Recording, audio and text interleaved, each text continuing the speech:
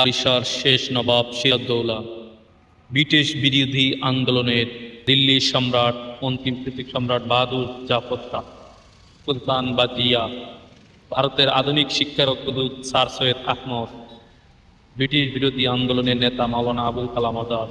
1965 সালে বাংলা সহ ভারতবর্ষে একটি বড় অঙ্কের দেওয়ানি ব্রিটিশ ইস্ট ইন্ডিয়ান কোম্পানির পক্ষে লর্ড ক্লাইভের নিকট হস্তান্তর করছে দিল্লি সম্রাট দ্বিতীয় শাহ আলম। 1957 সালে সিপাহি বিরোধী বাহিনীর বিরুদ্ধে তৎকালীন বাংলার সৈন্যরা এই যুদ্ধে অংশ নেয়। ভারতের স্বাধীনতার প্রশ্নে ব্রিটিশ সরকারের সঙ্গে পূর্ব বঙ্গ সমগ্র ভারতবর্ষের শীর্ষ রাজনৈতিক ব্যক্তিদের 1931 সালে লন্ডনে গোলটেবিল বৈঠক মুহূর্ত।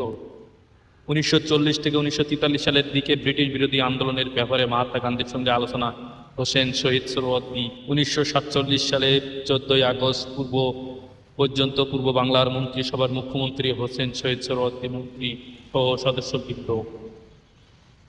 21 ফেব্রুয়ারি 1952 সালে ঢাকা বিশ্ববিদ্যালয় চত্বরে 144 দ্বারা ভঙ্গ করার মুহূর্ত।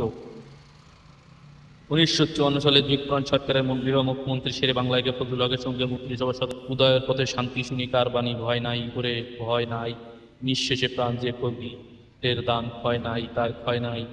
গণ অভ্যুত্থান 1969 সালে মিছিলের নেতৃত্ব দেন সুফিয়া কামাল।